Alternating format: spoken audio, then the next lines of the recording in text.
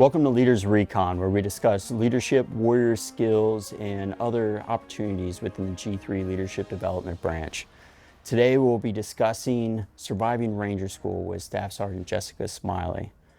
Staff Sergeant Smiley, welcome to the program. Thank you for having me. I appreciate it. It's great having you here. And for some of those out there who don't know who you are, would you like to do a quick introduction? Staff Sergeant Jessica Smiley is part of the South Carolina Guard for many, many years. Done a couple ADOS tours, been a paramedic for a while. Vast variety of skills that I have going on. So you're one of the first female enlisted National Guard soldiers to graduate Ranger School. What kind of emotions does that kind of bring on?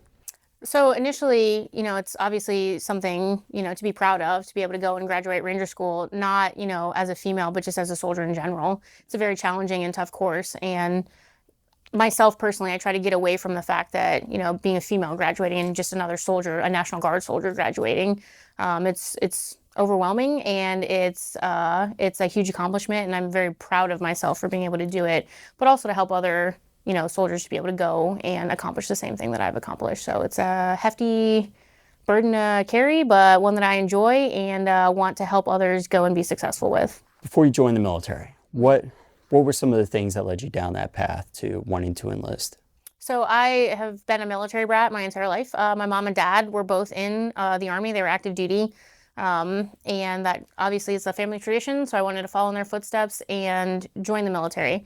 Now, which branch of the military obviously was, kind of where I strayed away from what they did. They both went active duty. I chose the National Guard. I had a specific career choice of being a paramedic that I wanted to pursue while still being able to serve in the National Guard. Mm-hmm. And they both kind of tied in together with the Homeland Security type field. And what MOS did you go into? An MP, 31 Bravo. For some of those who are maybe listening in or watching, can you kind of give a brief overview of what exactly is Ranger School? So Ranger School is the Army's premier leadership school. It's supposed to be able to help develop and teach different leadership styles, traits, qualities in a leader throughout the various stages. And so with that, about how long is it? 62 days. 62 days. Mm-hmm. As long as it takes you to get through. That's how long it is.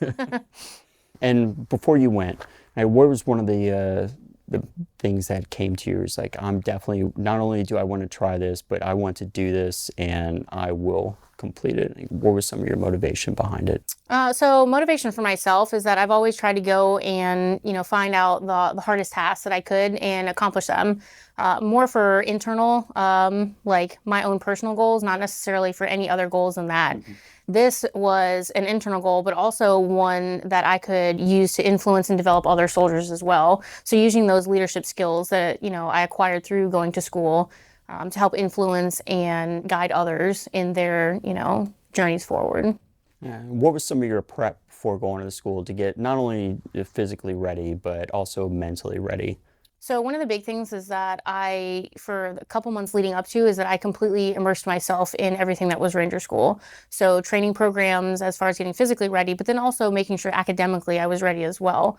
The website for the Ranger Training Brigade has a lot of information on it, and I made sure to familiarize myself with that, spending at a minimum about an hour a day reading up and trying to learn as much as I could prior to going in areas that I was lacking, specifically with like patrolling and some of those skills that I've never had to do or utilize before. Was there any kind of National Guard specific training that you went through to help prep you? So I went to the Ranger Training Assessment course, which is held at Fort Benning, and that's the required National Guard, essentially pre-Ranger, that you're supposed to go to.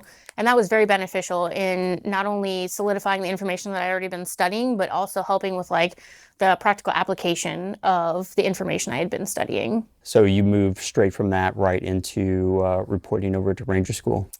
Initially I did, yes, and then I had a little mishap in my first week of RAP week, and then I ended up going back a couple weeks later with a small break in between. So with that, as one of the common themes with a lot of people who go through, the odds of you being just a straight shot all the way through is pretty slim. So you just have to get used to, I won't say the word failure because it's not failure, just you said setbacks. What are some of the things that you told yourself when you had this setback? I told myself that I knew I had prepared as much as I could, and mentally I was ready, physically I was ready. There was just some extraneous factors that happened that caused me to have that setback. So going into it a second time, I knew kind of what to expect. However, that is a pro and a con. A pro because I knew how to game plan it a little better, a con because I knew what to expect. But essentially just keeping that hype man mentality and knowing that I've done everything up to this point to be prepared and ready to go, and there was not much else I could do. What do you feel was your biggest challenge going through? So it's a lot easier to read and memorize something than to actually go out and do it. And I learned that in the very beginning that, I memorized all of the steps appropriately and I could tell you exactly what we needed to do next. But physically going out and doing it was something completely different. And never having done that before, that was kind of one of the biggest challenges that I had. I learned a lot in that aspect. So one of the other big things, like for the whole, that inner monologue, that inner voice that we all have whenever we're going through any kind of tough events, what did you do to try to keep positive and maintain that positive inner monologue to finish? I'm kind of my own biggest hype man, so I'm able to hype myself up and talk myself into, my why behind why I essentially was doing it. This wasn't just for me. And this is one of the things in my military career that wasn't just for me. It was for myself, but also soldiers that I've led and that I have the potential to lead. I want them to know that, I was able to go do it myself, and now I have the knowledge and the skills to be able to help, push them forward in their careers as well. You're going through, you're in the final stage, Florida phase, day 50, whatever. Leading up to that, you're pretty much going through the mentality of, I will make it through this. And at what point did you start transitioning into, I've made it? So that didn't actually hit me until we were getting on the bus from Florida, driving back to Fort Benning to Camp Rogers. That's when it became real that I just accomplished this and that I would be standing at Victory Pond on graduation day. It was when everything was said and done, the equipment was turned in, and we were loading our bags onto the bus to head back to Fort Benning, is when I'd realized I have made it, I have accomplished this, and I just have a couple days until I stand at Victory Pond. Pretty great, overwhelming feeling that kind of leads into the day you got tabbed. Can you kind of describe to some of people out there some of the emotions or feelings that were going through you during this moment? So it was a little overwhelming. I sat on our bus ride back and kind of self-reflected on the past couple of months as to, my mentality and how I pushed myself and, what I'd sacrificed to get to that point. And it was, like I said, it was very overwhelming. It's the only way to really describe it. And then when it actually came down to, standing at Victory Pond, it was very surreal. It was, wow, did I just do this? I did. And, it was very proudful moment for myself. And do you still have any moments where you're putting your uniform together and you're putting the Ranger tab on your left arm where you go, wow? I still have surreal moments at times. I get a couple weird looks from individuals or from people passing by. They kind of do a double take, and then I'm like, oh, what's that for? And then I realize, oh, I did accomplish this, and it still hits me every once in a while. What do you feel the description of Ranger School when people call it Hunger Games? I wouldn't necessarily call it Hunger Games because in the Hunger Games, obviously, everyone's out for themselves. Well, that and everyone's out for themselves. It really comes down to the fluidity and the cohesiveness of the people that you're there with. As I mentioned before, building those good relationships and that rapport with the individuals around you, you're able to play off of each other's weaknesses and each other's strengths. So I would say that it's quite the opposite of the Hunger Games. And in fact, you are, required to work more closely together. Does it present its challenges? Yes, you will be hungry and you will be tired, but that's where it comes to leaning on other people to help pull you through it. And what would you say are some of your biggest takeaways after graduating? After graduating Ranger School, my biggest takeaways is, I would say, probably the ability to not only communicate, but to build bonds and relationships with other soldiers that are from unique and different backgrounds. Everybody has something to bring to the table, and you can't discredit someone just because they're not combat arms or because they are combat arms, and just really listening to what everybody has to say, taking into consideration, and then developing a plan and moving forward from there. That's a great takeaway pretty much for any career field, whether it's civilian sector or the military. It's about establishing those connections. I know for us as warrant officers, that's one of our big selling points, is to go, I may not be the person, but I met this person once, let me give them a call. And do you have any recommendations for the rest of the force, the junior enlisted, junior officers, or anybody else at any state in their career?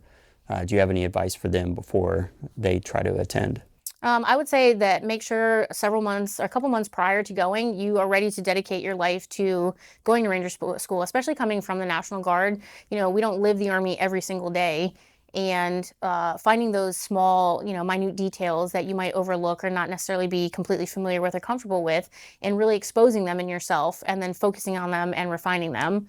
Because if you go in with weak areas or weak points, they will be exposed. So try and identify those before you go into Ranger School, and then focusing on dedicating your life to it for a couple of months, because those couple of months of dedication will pay off in the long run. You said that you committed a lot of time leading into Ranger School towards training. How did you balance that work-life commitment?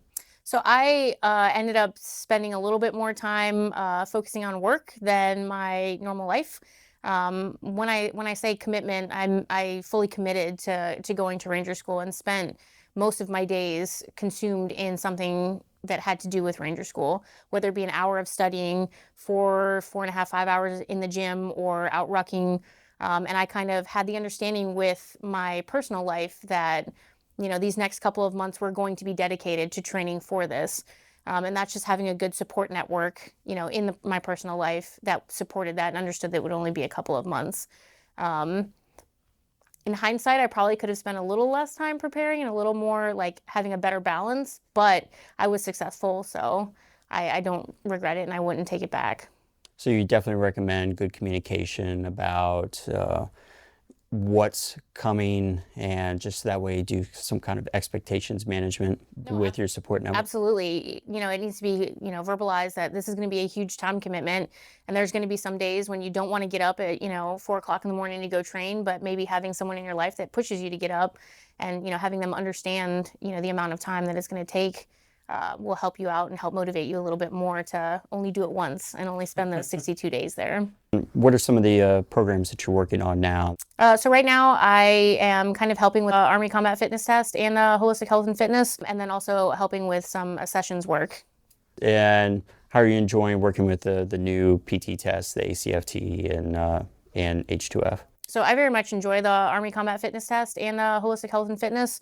I think that the ACFT is going to bring a whole new dimension of soldier into the military, and it's going to take some soldiers that are already in and develop them into, a brand new soldier, essentially. I prefer the new ACFT over the old APFT, because now it's a lot more fun and engaging for the whole unit. And even though I definitely feel it a lot more, especially with that sprint drag carry, I feel a little bit better though in general after I finish it. So it definitely fosters an environment of esprit de corps and competition, and a lot of soldiers seem to enjoy that a little bit more than the be quiet, turn around, don't say anything. Yeah, so the more dystopian approach. So what's one piece of leadership advice that you have for that brand new soldier, just graduated basic, just out of AIT? What's one piece of advice that you have for them? The one piece of advice that I would have for them is something that I had someone tell me once, and that's your military career will only go as far as you push it. So don't be afraid to push the limits, and put in for every school that you can, put in for every opportunity that you can, and you're going to be your only setback. So do you have any other big goals? Are we looking at selection next, or? I'm working on some near and far goals as far as my military career. I haven't really locked anything down yet, but the sky's the limit. So we'll see how far I can push myself to go. Staff Sergeant Smiley, thank you so much for coming out today and for being on here, and a lot of great information. Huge awe of your accomplishment. Is, again, I've never gone to Ranger School. I haven't even been to Fort Benning yet. So thank you for coming on today. Well, thank you for having me. I appreciate it. And I'd say you should probably go and try it out. I'll try to do it at 41. See how it goes. If you'd like any more information on any of the topics discussed on this program, please contact us through any of our social media pages in the links below. Tune in to Leaders Recon over the next few weeks as we bring in today's leaders and pioneers to discuss their experiences, share their wisdom, and help you grow as a leader. We will also be announcing opportunities to sharpen your skills and experience as leaders in today's Army National Guard. See you next time. If you like this episode of Leaders Recon, hit subscribe below and leave us a 5-star review.